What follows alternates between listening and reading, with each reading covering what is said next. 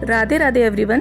आज के इस वीडियो में मैं आप सभी के साथ निर्जला एकादशी और उससे जुड़े कुछ नियमों के बारे में बात करूंगी, जैसे कि निर्जला एकादशी का व्रत किसे करना चाहिए, निर्जला एकादशी में पानी कब पीना चाहिए और क्या पानी पीने से व्रत खंडित हो जाता है और किस चीज़ के दान करने से हमें सबसे ज़्यादा पुण्य फल की प्राप्ति होती है। तो चलिए वीडियो को शुरू करते हैं। निर्जला एकादशी का व्रत साल के सबसे गर्म महीने यानी ज्येष्ठ मास में रखा जाता है। इस समय जब गर्मी के कारण सबसे ज़्यादा पानी का उपयोग होता है, तब ऐसे में एक दिन भी पानी का त्याग करके उसका संचय करके हमें पानी का जो महत्व है हमारे जीवन में वो भी समझ में आता है। और जैसा कि नाम से ही सिद्ध होता है, निर्जला एकादशी यानी बिना जल की एकादशी। इस एकादशी में बिना जल पिए व्रत रहने का विधान है। साल में करीब 26 एकादशियाँ आती हैं। उन सभी एकादशियों में निर्जला एकादशी सबसे कठिन एकादशी मानी जाती है, क्योंकि अन्य जो एकादशियाँ होती हैं उनमें निर्जल रहकर व्रत रहने का कठोर नियम नहीं होता है। अगर आप साल की सभी एकादशियों का व्रत नहीं रहते हैं, कुछ विशेष एकादशियों का व्रत ही धारण करते हैं, तब आपको निर्जला एकादशी नियम पूर्वक रहनी चाहिए। इस एक व्रत को अगर हम निर्जल रहकर संपन्न कर लेते हैं तो हमें समस्त एकादशियों के व्रत का पुण्य फल प्राप्त हो जाता है।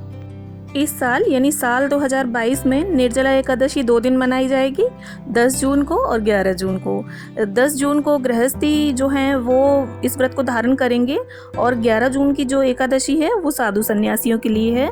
तो अब बात कर लेते हैं कि इस व्रत को कौन कौन रख सकता है। तो देखिए, निर्जला एकादशी क्या कोई भी व्रत कोई भी रख सकता है।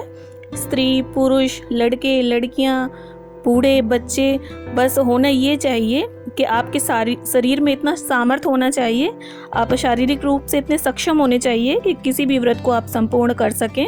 अब दूसरी बहुत ही महत्वपूर्ण बात कि निर्जला एकादशी में हमें कब से कब तक पानी नहीं पीना चाहिए, और अगर हम पानी नहीं पी सकते हैं तो क्या फल खा सकते हैं, चाय पी सकते हैं, दूध ले सकते हैं या कोई अन्य खाद्य सामग्री का सेवन कर सकते हैं। तो यहाँ पर मैं आपको बता दूं कि ये जो निर्जला एकादशी है ये व्रत ही निर्जल रहकर किया जाता है, और इसमें अगर आपने निर्जल रहकर एकादशी का व्रत करने का संकल्प लिया है तब आप ना ही कुछ खा सकते हैं और ना ही कुछ पी सकते हैं। अगर आप निर्जला एकादशी का व्रत अन्य एकादशियों की तरह कर रहे हैं तो बेशक आप इसमें चाय, दूध, फल यानी इस व्रत को फलाहार संपूर्ण कर सकते हैं, और उसी तरह से अन्य एकादशियों की तरह ही आपको इसका फल भी प्राप्त होगा। लेकिन जो निर्जला एकादशी है इसमें अगर आप उसके नियमों का पालन करते हुए व्रत रहने के लिए संकल्पबद्ध हैं, तब फिर आपको एकादशी के सूर्योदय से लेके अगले दिन यानी द्वादशी के सूर्योदय तक निर्जल रहकर ही व्रत को संपन्न करना होगा। इसमें आपको कुछ भी नहीं खाना है, कुछ भी नहीं पीना है, यहाँ तक कि जो प्रसाद आप पूजा के समय चढ़ाएंगे वो भी आप खुद ग्रहण नहीं करेंगे, दूसरों में वितरित कर देंगे। अब एक बहुत ही महत्वपूर्ण बात कि अगर हम अन्य एकादशियों की तरह निर्जला एकादशी में भी फल, दूध, चाय, जूस वगैरह ले लेंगे तो क्या हमारा व्रत खंडित हो जाएगा? तो यहाँ पर मैं आपको बता दूं कि ऐसा बिल्कुल नहीं है, आपका व्रत खंडित नहीं होगा। अन्य एकादशियों की तरह ही आपको इसका फल भी प्राप्त होगा, लेकिन निर्जला एकादशी का जो विशेष फल है वो आपको निर्जल रहकर ही मिलेगा। अगर आप साल की सभी एकादशियों का व्रत रहते हैं तब आप निर्जला एकादशी का व्रत अन्य एकादशियों की तरह रह सकते हैं। हाँ, अगर आप कुछ विशेष एकादशियों का व्रत धारण करते हैं तब आपको निर्जला एकादशी का व्रत निर्जल रहकर ही संपन्न करना चाहिए। अब बात कर लेते हैं कि हमें निर्जला एकादशी पर कब और क्या दान करना चाहिए। तो देखिए, अन्य एकादशियों में जो अनाज हमने व्रत रहकर संचय किया होता है, बचाया होता है, उसका दान द्वादशी वाले दिन सीधे के रूप में किसी ब्राह्मण को या ज़रूरतमंद को दान करके ही व्रत खोला जाता है। परंतु निर्जला एकादशी पर हमें उसी दिन दान करना होता है, जिस दिन हम स्वयं प्यासे रहते हैं उसी दिन हमें जल दान करना होता है। तो इसका फल, जो इसका पुण्य फल है, हमें अन्य एकादशियों से कई गुना ज़्यादा प्राप्त होता है।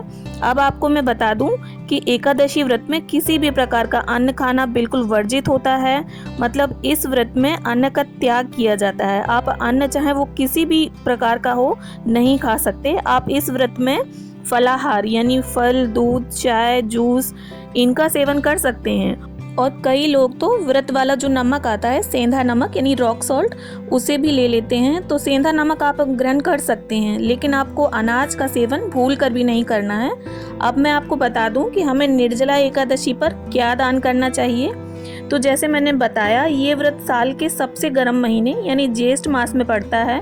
तो इसमें हमें जो गर्मी से बचाने वाली चीज़ें हैं, जो गर्मी से राहत देने वाली, ठंडक देने वाली चीज़ें हैं, तो ऐसी ही चीज़ों का दान करना चाहिए। इसमें सबसे महत्वपूर्ण ठंडे जल का दान बताया गया है, चाहे वो किसी भी रूप में हो। चाहे आप जल का प्याऊ लगवाएं या शरबत का वितरण कराएं, या जगह जगह आप टोटी वाले मटके भी रखवा सकते हैं, जहाँ से राहगीर गुजरते हैं, जहाँ पर शेल्टर हैं वहाँ भी आप रखवा सकते हैं। अगर आप ज़्यादा कुछ नहीं कर सकते हैं तो जल से भरे एक मटके का दान किसी भी ज़रूरतमंद को ज़रूर करें। ये ज़रूरी नहीं है कि आप इसे ब्राह्मण को ही दें। आज के दिन किए गए दान का हमें कई गुना फल प्राप्त होता है।